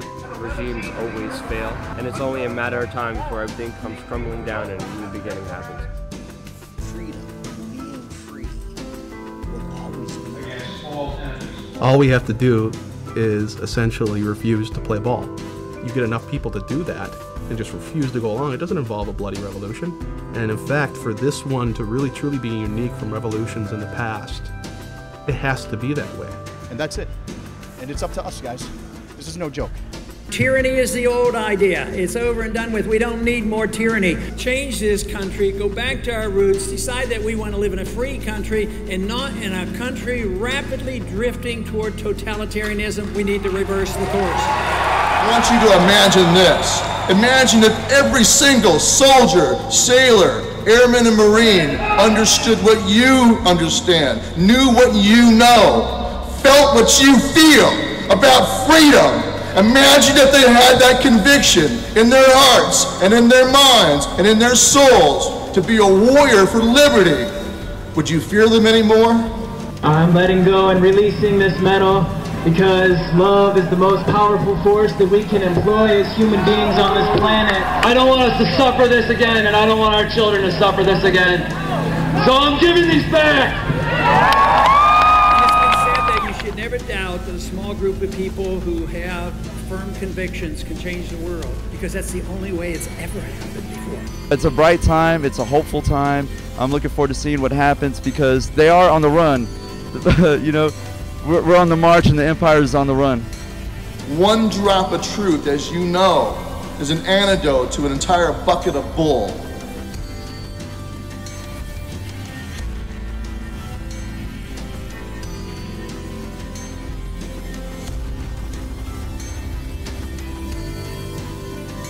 An idea whose time has come cannot be stopped by any army or any government.